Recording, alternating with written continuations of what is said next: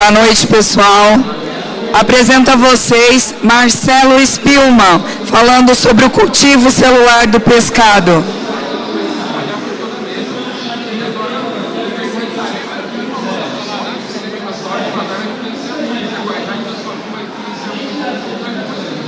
Bem-vindo, Marcelo. Ninguém, né? Daqui a pouco o pessoal começa a vir mais.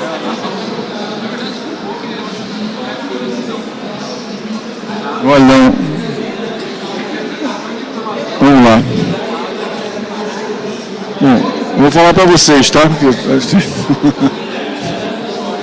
Vamos lá. Bom, o que é carne?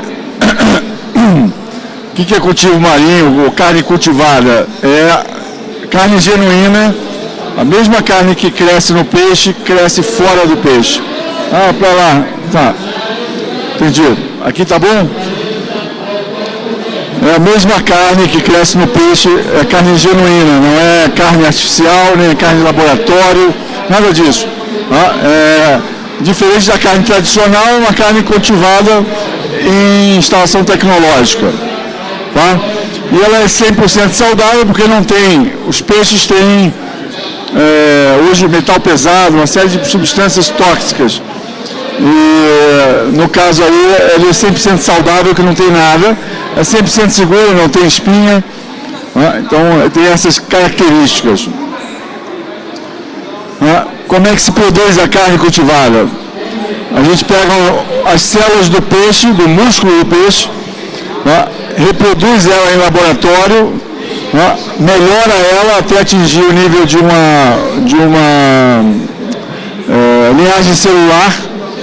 E com essa linhagem celular você vai colocar no bioreator e produzir uma massa proteica que é a carne do peixe, é como se fosse uma carne moída. No futuro você vai poder estruturar isso e transformar num filé de peixe, como quem trabalha com boi vai fazer uma picanha. Então isso é possível.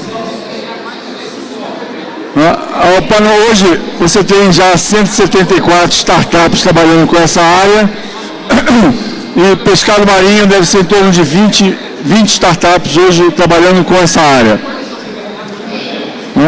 Aí você tem, nos 2 últimos anos, 3,1 bilhões de dólares investidos nesse segmento. Você vê que quase todas as companhias estão investindo nesse segmento. JBS, BRF, que são os maiores players, estão botando dinheiro nessa área. Aqui um panorama de como é que se distribui. Claro, os Estados Unidos hoje é onde tem mais startups, mas o Brasil já tem 3. Na América Latina nós somos o primeiro. E o mercado vai até 2040, você estima em 1,8 trilhões de dólares para esse mercado de carne. E qual é o problema da pesca? Exatamente isso. Você tem o esgotamento da pesca selvagem, praticamente todos os peixes que a gente gosta e come estão ameaçados de extinção. Você tem um problema do quanto estão intoxicados com metal pesado, com substâncias orgânicas persistentes. E fraude. 1/3 do peixe que os restaurantes compram é entregue outro peixe e não o peixe que ele pediu. A tecnologia permite que eu possa dizer para você qual é a espécie que você está comendo. Então, facilita. Então, a Sustinelli foi criada exatamente para mudar esse conceito. E a Sustinelli é a única startup no Brasil que já produziu carne de qualquer animal. E a gente trabalha com peixe, então a gente produziu peixe. Então a primeira foodtech a produzir algum tipo de carne. Para obter a linhagem, você faz como eu falei, você leva para o laboratório, melhora a célula, faz com que ela se adapte, saia do ambiente em que ela está acostumada, que é o peixe, e se adapte ao ambiente em laboratório. Isso não é fácil de fazer, tem várias startups que não conseguiram, mas a gente conseguiu. Na verdade foram aí 4 espécies: Cherne, garupa verdadeira, são 2 espécies ameaçadas, robalo e linguado.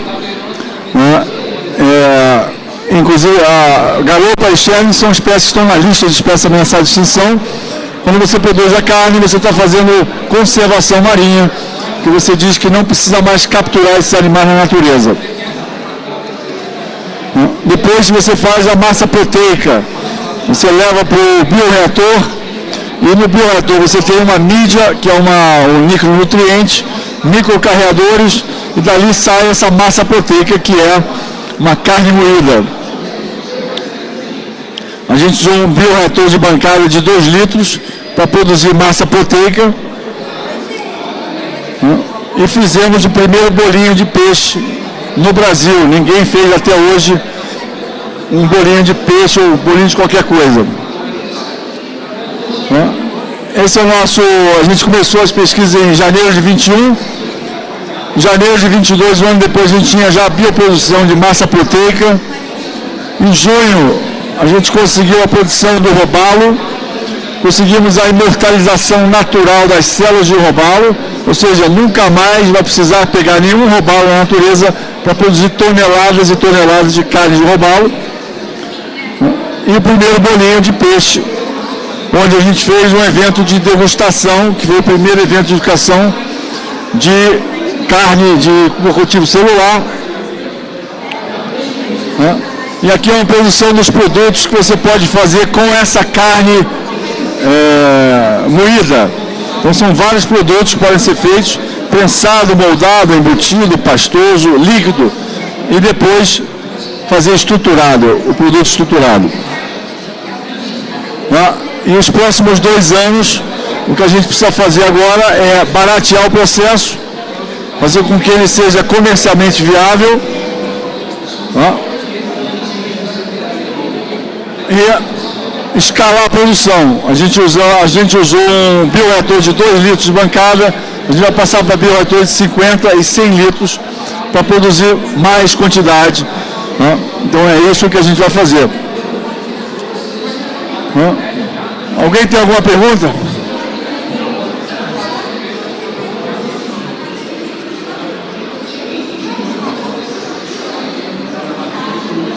Ninguém tem pergunta? Você tem pergunta? Ele quer perguntar aqui.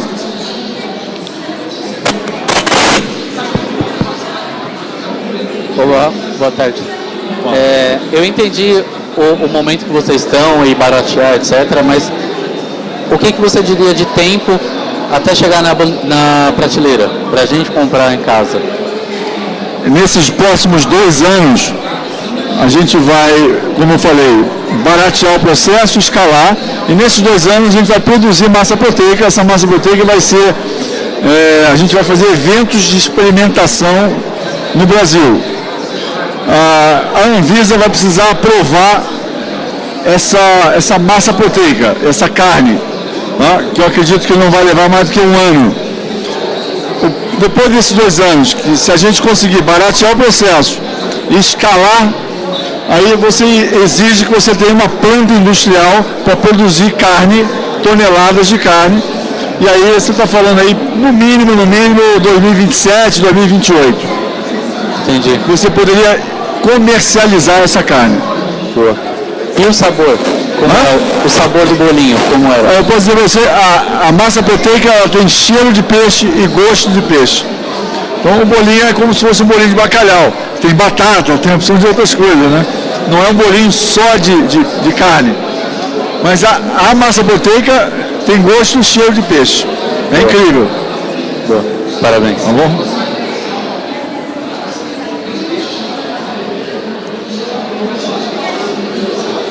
Olá.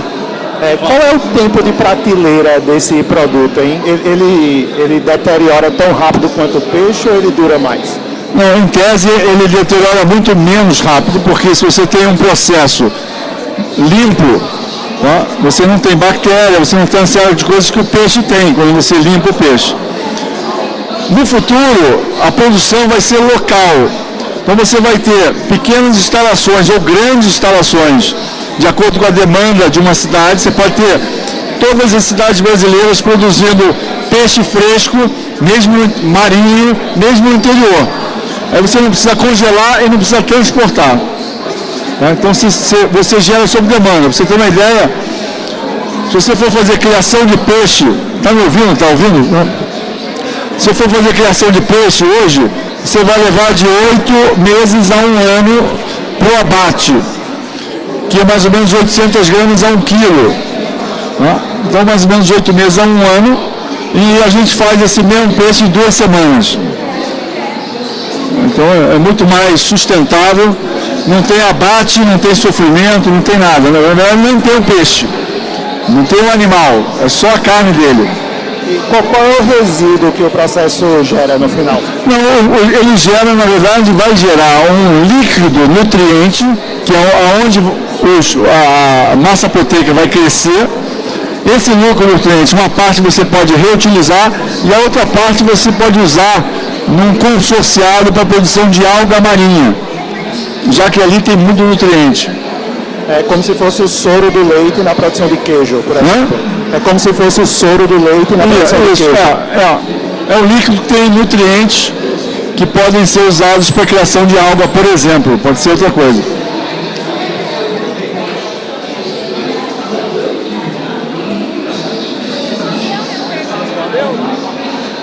Eu tenho uma dúvida.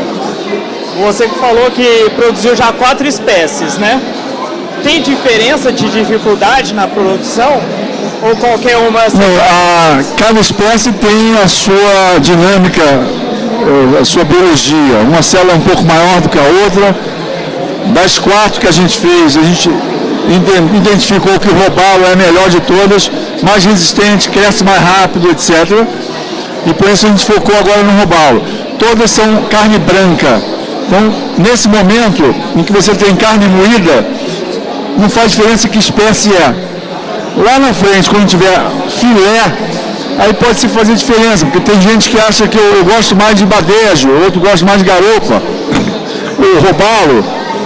Então vai fazer diferença lá na frente, não agora. Mais alguém? Dúvida?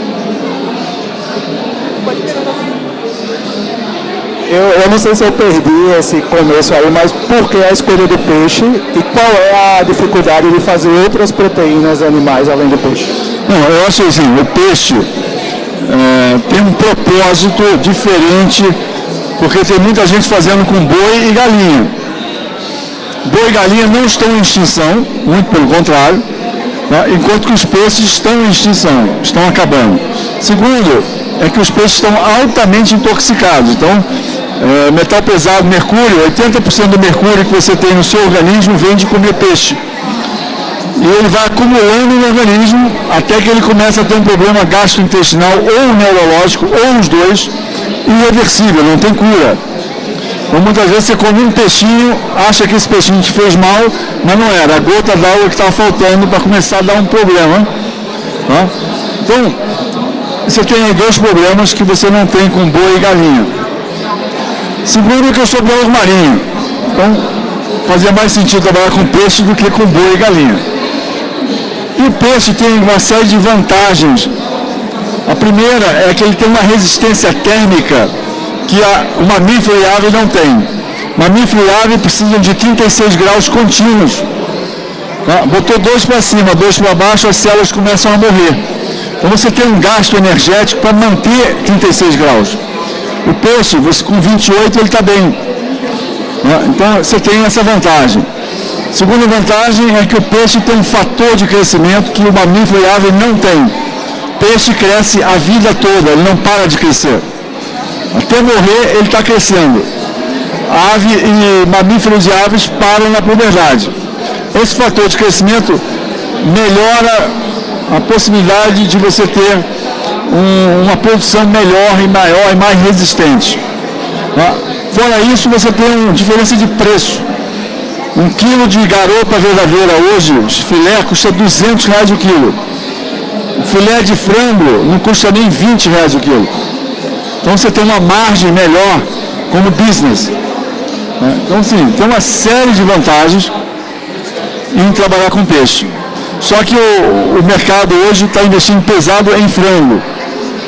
Por quê? Eu não sei, mas é isso. Boa noite. A minha dúvida era se teria algum sentido explorar espécies que hoje não são pescadas, que não faria sentido, por exemplo, pelo tamanho do peixe. se for um peixe muito pequeno, não faz sentido de pescar para o consumo. Faria sentido explorar esse tipo de espécie para o desenvolvimento da carne? Não faz sentido, porque o custo que você tem para produzir sardinha é o mesmo que tem para produzir atum, que é o peixe mais caro do planeta. Então não faz sentido. Né?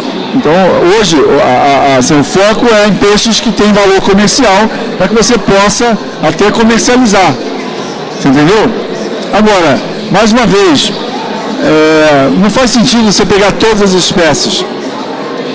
Você vai focar em algumas espécies e, em tese, se você conseguir baratear o processo e produzir toneladas e toneladas, o preço vai cair. Entendeu?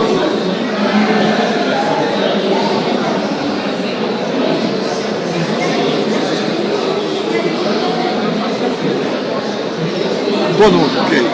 Obrigado, tá?